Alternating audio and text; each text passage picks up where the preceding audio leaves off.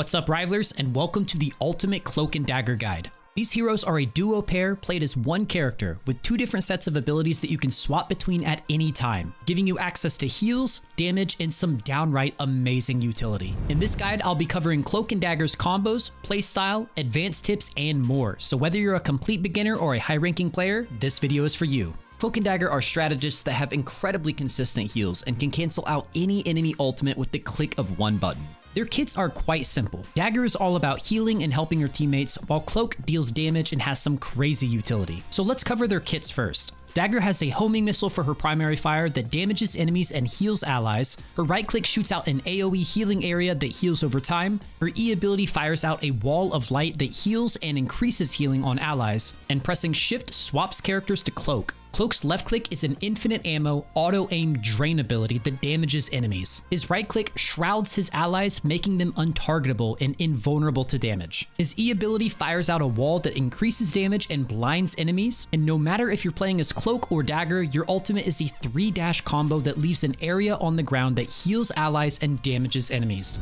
So let's go over each ability and teach you how to efficiently use each one, starting with Dagger.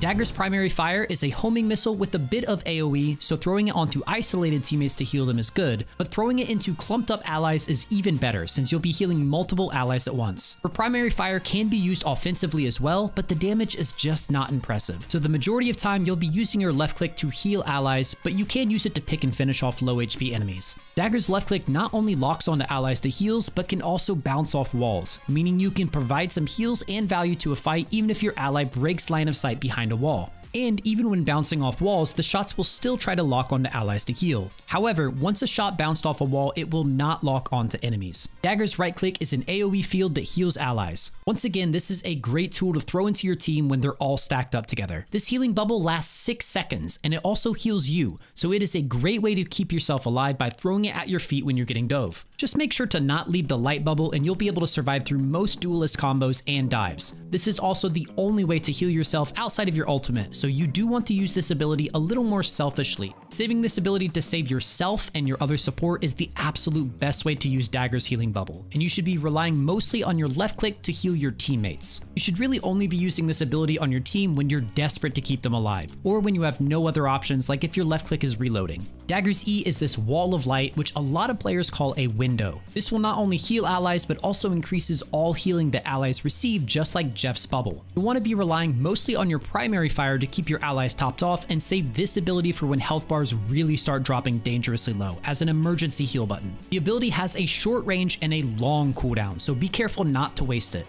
It moves through all allies, so once again, this is a great ability to throw on clumped up teammates. Try to find that right angle so that the window hits 2 or more allies to get the full value out of it. Now moving on to Cloak's abilities, his left click is an infinite ammo auto-aimed drain spell. This is going to be your main form of self-defense if you're getting dove and teammates aren't around to protect you or just aren't protecting you. Now don't get carried away and play too much of the match as Cloak, zapping people. Remember, primarily you are a healer, but swapping to Cloak and using your left click is a great way to finish off low HP targets and mobile enemies, since the tracking on this ability is really crazy. It's essentially auto-aim. Cloak's right click is one of the most powerful utility abilities in the game. It shrouds Cloak, allowing him to briefly fly by holding spacebar, and it protects Cloak and any allies within a huge circle, making them untargetable and invulnerable. This ability is great for repositioning yourself when you're getting targeted, but more importantly, with good timing, you can use it to keep your entire team alive through enemy ultimates. Now, one thing to know about Cloak's right click is it will stop shrouding and protecting your allies if they fire or reload, so it might be worth explaining to your team that all they need to do is stand still and do nothing when you shroud them, because getting a well-timed shroud and successfully protecting your team can 100% change the outcome of a team fight.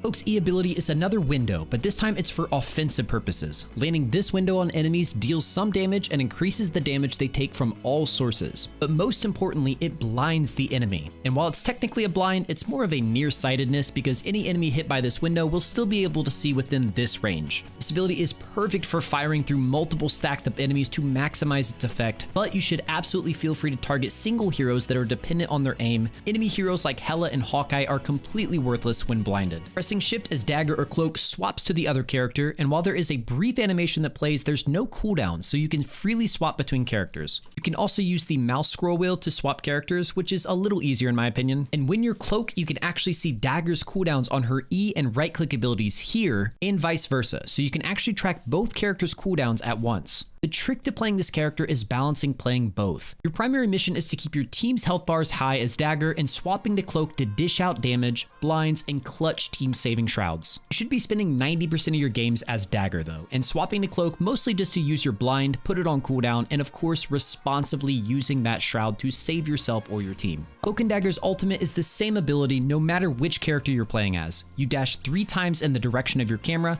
leaving a carpet on the ground which damages enemies and heals your allies.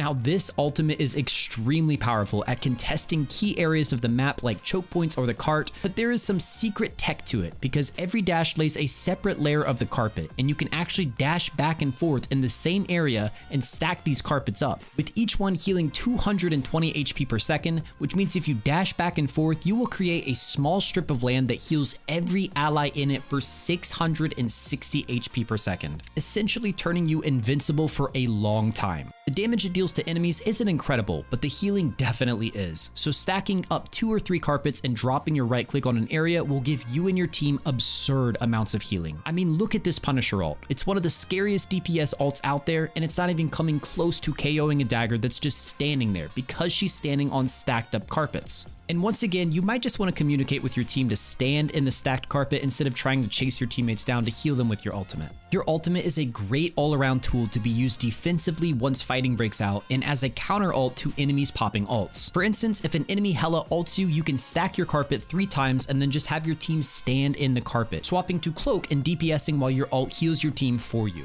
Another advanced tip is that Cloak and Dagger's ultimate is a soft cleanse for yourself. For example, if you're rooted by Groot's ultimate or Squirrel Girl's root, you can still ult. Now that we've explained their abilities, let's talk about some strengths of playing Cloak and Dagger. Their biggest strength lies in their consistent heals. With Dagger's right click, left click, E, and ultimate, you have a total of 4 ways to heal allies. Positioning in the back of your team should give you a really nice view of any ally health bars that need topped off, and Dagger's left click, homing, and AoE properties means you have no issues healing clumped up allies or single target allies such as flyers. Some strategists like Loki or Jeff can really struggle with landing heals on flyers, but that's just not a problem for Cloak and Dagger. Dagger's right click and Cloak's shroud also gives you 2 ways to survive and escape dives, which is way more than other strategists have. So even though you're mostly immobile, by holding on to at least one of these abilities, you become essentially undiveable. As Cloak and Dagger, you pretty much have twice as many abilities in the game as most characters, and part of mastering this hero is learning to cycle through all of them for a balance of offense and defense. But just remember, your healing output drops to 0 if you get picked, so always try to save at least 1 survival tool for yourself. And Cloak's right click is the best reactive ability in the game. Learning to quickly swap to Cloak and shrouding your team is an extremely important skill when mastering this hero. Hearing an enemy ultimate voice line go off means you need to swap to Cloak and shroud now. Getting this timing down is the difference between decent and great Cloak and Dagger players. Now let's talk about some of the weaker areas of playing Cloak and Dagger. Having 2 sets of abilities is nice, but all of Cloak and Dagger's abilities come with very long cooldowns, which means playing this hero requires a lot of spell discipline and game knowledge. You need to save every ability for the correct moment to use them, because you won't be able to use that ability again for a long time. Playing this character can be very punishing if you end up wasting even 1 spell, leaving you vulnerable. So knowing when and how to use every ability to its maximum efficiency makes playing this hero just a lot harder than most strategists. Another weakness is Cloak and Dagger's lack of damage. Dagger's primary fire basically deals no damage. It's mostly for finishing off very low HP targets. And swapping to Cloak to deal damage removes your ability to heal your team, and he's just a very short range character. It's just enough damage to protect yourself in a pinch, but you won't be 100 to 0ing anyone like Mantis can. And while Cloak brings a lot of utility, you're lacking hard crowd control. You don't have anything like a stun or root or freeze or sleep to set up KOs for your team. This makes Cloak and Dagger's usefulness a little more invisible and less straightforward than most strategists. The value this character brings is a little harder to notice than something like Luna popping ult or freezing or Mantis's sleep. Overall, Cloak and Dagger are amazing strategists with some of the most unique utility in the game. Swapping between characters and finding that perfect balance between keeping your team alive and dishing out offensive utility can be challenging, but once you perfected the art of the swap, the sky is the limit with this character. Be sure to hold Dagger's right click to save yourself and survive dives, listen for enemy ultimates to shroud your team through, and stack your ult up to 3 times to survive almost anything. If you follow these tips, you'll be bringing a ton of value to your team and carrying your games in no time. Let me know which hero you'd like to see a guide on next, and I will see you in the next one, Rivalers.